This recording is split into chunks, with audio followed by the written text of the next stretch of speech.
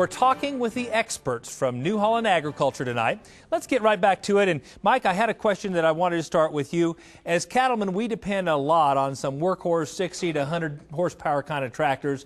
Tell us what New Holland has to offer in that 60 to 100 horsepower tractor series. We're just launched our new T4 and T5 series utility tractors. They span from 90 to 100 horsepower basically, and they really will fit in well on the farm, whether it's moving bales or operating a mower conditioner or a baler, a tractor that's really designed to be able to put it to its task in the field for a haymaking exercise. Yeah, they're great looking tractors. And get back to haymaking for just a moment, Kurt.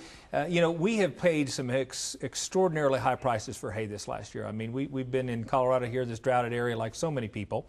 And it's really put a point on how important not only quantity but also quality is in terms of hay.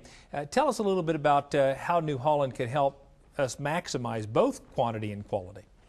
We have a host of different things. If you start with the mower conditioner, we have something called wide thin fins, which allow us to spread the crop out full width of the cutter bar, making it nice and thin. Better for the surface area for the sun and the wind to wick the moisture away. And then when it comes to the baler, we have things like crop preservatives. Crop Saver is an excellent product to open that baling window up. You know, normally we can bale up to about 15% moisture on the average with a small square baler or a round baler, about 13, 14 with a big square baler. But this product opens that baling window up all the way to 28%. So if you got some overcast days, just cooler weather in general, that's an excellent product that can be added actually to just about any small square baler, round baler, and large square baler that's out there. It's outstanding. You know, we're glad to take your calls tonight, and this is your opportunity to ask the experts from New Holland any of your questions. The number to call is 1-888-824-6688, or again, just email us your question at C2C@beef.org.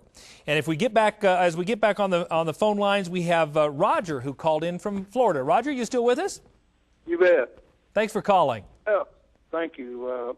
My question is in all my life, I don't think I've ever seen a large square baler here in North Florida. Is there a reason for that? Is it our forage, or what's the That's a great question. You know, we have moved, of course, a big dairy country up here, and you see a lot more large square balers than you do round balers up in northern Colorado here. How would you respond to Roger's question? There's various reasons. Balers, the large square balers are a larger investment. They're about 3 times the investment. For one thing, they require a larger horsepower tractor. And then also, hot or humid conditions make it a little harder to use a big square baler. I mean, we have crop preservative like I had mentioned earlier, but it is more costly to produce hay using a crop preservative. And that's the majority of the reasons why we don't see big balers so much in the southeastern United States. They're more prevalent in the upper Midwest as well as the western United States. Yeah. But they're also, if I can add a couple comments, they're really taken off in terms of providing the operators the ability to be able to continuously bale. They don't have to stop and wrap a bale like the round baler. And then for those producers that are actually selling hay or trucking hay, we all know that they stack better on a semi to be able to go down the road. And that's probably where we've seen more shift from a round baler to a large square baler owner. Yeah, that was my question. I mean, this year we saw hay being transported further than we've seen in a long time, and clearly the opportunity to put the big squares on a semi makes it a lot more affordable and cost effective if you're trucking that very far than round bales. So maybe the tide is turning in that regard. Abe, did you have a comment? Yeah, the only thing I'd just like to add is that who typically uses this large square baler is the professional haymaker. Sure. So in those areas of the country where you're really making thousands and thousands of bales and you're exporting that to China or to Japan, or you're trucking this around, it's that kind of producer that's going to produce that kind of hay. Some of it's cultural. There's a phenomenon, for example, in the Southwest where people like to use a 3-tie baler. Right. It's the only part of the country where they use a 3-tie, and so we've even got a 3-tie baler to satisfy that market. I was in Yuma, Arizona about 3 weeks ago, and they were calling me a pansy because we just had 2-tie balers. They don't think we're tough enough to handle those big 3-tie bales. Rich, I believe, is calling us from Washington. Rich, go ahead with your question. Yeah, thanks for taking my call, Kevin. I was giving you a call because I've got an old side pole disc bind, and I'm looking at replacing it. I wonder if you might be able to talk to me about the advantages of a center pole. That's what I'm kind of being pushed towards, and I hope you might be able to tell me about some of the features of that and why I might buy that over the side pole. I've seen some of the videos. Do you want to take that, Michael, and Sure. tell us a little bit about that? As the cutting widths increase in the overall size, the need for more maneuverability comes, and that's really where the center pivot design excels. For example, our 7450 model disc mower conditioner cuts 13 feet. And to be able to have a center pivot design, it allows the operator to be able to maneuver from the right to left-hand side. So they're more efficient going back and forth in the field rather than cutting in a clockwise or counterclockwise position going around the field. So it really comes down to maneuverability, especially in wider machines, and that's the reason for the center pivot design. And did I see some of the kind of the bent drawbars and stuff? Tell us a little bit about that. Yeah, for added maneuverability on the side pull disc mower conditioners, we've added swivel hitches to our offerings, and that allows the operator to be turn even sharper as he needs to for adjustments in his smaller fields or tighter turning conditions and stuff. But again, that's probably in that 10 foot and less from a width of cut. Yeah. You know, I just add that I would highly encourage the caller to visit the local New Holland dealer there. You'll be surprised at how easy these dealers are to work with, how knowledgeable they are about hay in particular, because that's our thing at New Holland. That's our main plate business.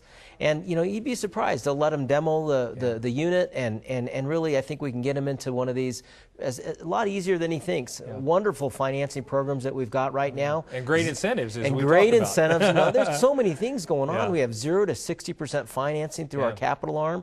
They've got the NCBA deal. Right. We have a friends and family discount. There's countless ways that this would be a great time to get out there and replace that disc mine. Yeah, if he's thinking about it, there's probably no better opportunity than now. That's great. Right. Let's go to Tennessee. I believe Tommy is calling us from Tennessee. Tommy, go ahead. Yes. I just completed the purchase this morning of a new T5050. Okay. And took advantage of my NCBA discount, which I really appreciated. Yeah. I wish that they would talk just a little bit and compare and contrast the T5000 series to the new T5 series and why that change was made and what the difference in those tractors are. Very good. Well, you want to talk that, Mike? Well, let me start off by saying thank you for the purchase great. of the New Holland tractor, the T5050. Really, with the new T5 series, those tractors feature a Tier 4 emissions engine. As we move up in horsepower in these to be able to comply with emissions going forth from manufacturing and stuff, we're going to a Tier 4 design. And that's what you'll find in the new T5 series versus the prior T5000 series.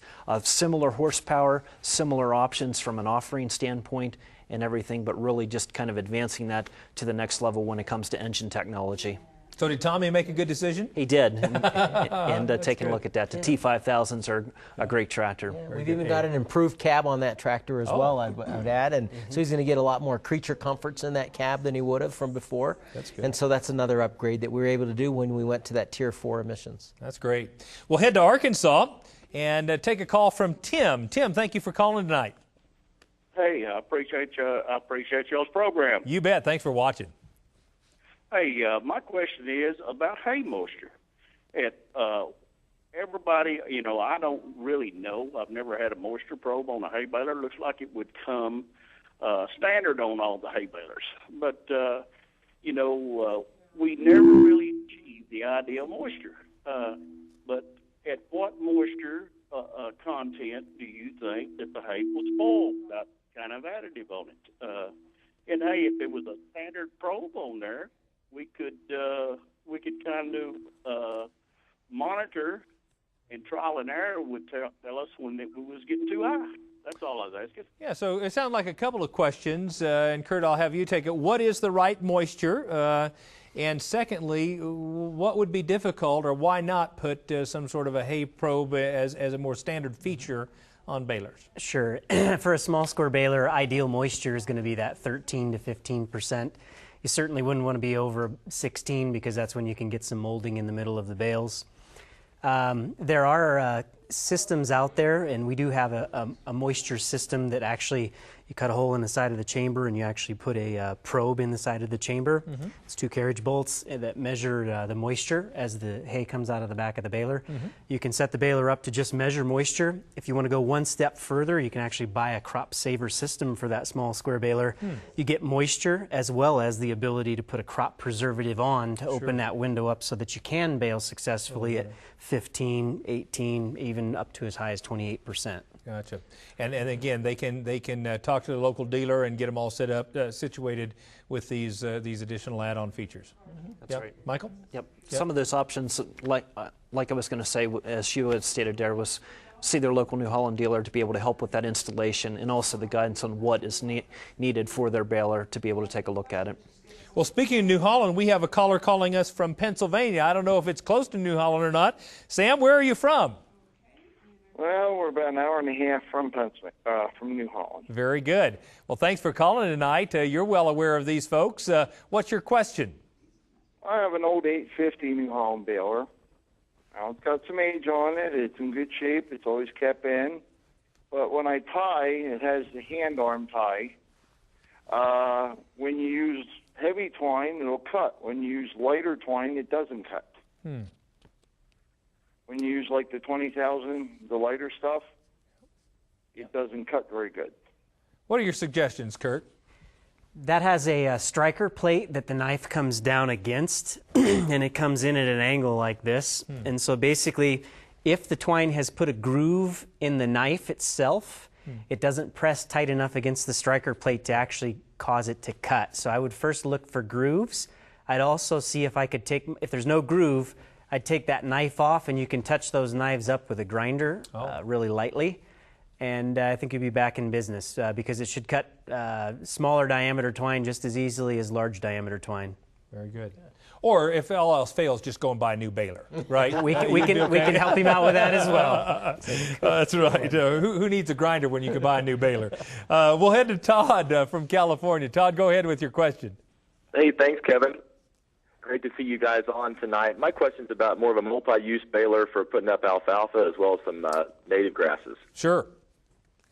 Yeah, so as you think about folks that are, again, baling, multiple crops, including some crop residue, but it sounds like both alfalfa as well as some native grasses, what might you recommend to Todd? Round baler would be the recommended baler.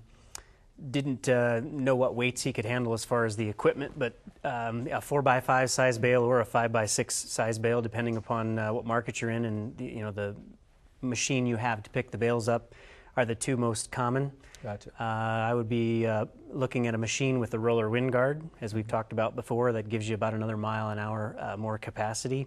I would look at endless belts. Endless belts are about 10 times stronger than what a laced belt would be. Really? So longevity, cost of ownership, endless belts carry a 3-year, 15,000 bale warranty. They're definitely the way to go. That's great. Boy, some great insight. Thank you so much for responding to these questions. And there's some great questions. Again, we're taking your calls live tonight. Give us a ring at 1-888-824-6688 or email us your question at c2c@beef.org. And we're asking you to join us as a member of the National Cattlemen's Beef Association. Call us now at 1-866-USA-BEEF. There are special incentives for NCBA members as much as $3,500 off some of your favorite New Holland equipment. Plus, by joining now, you'll also get that free copy of the Haymaker's Handbook I've been talking about. Call us now at 1-866-USA-BEEF.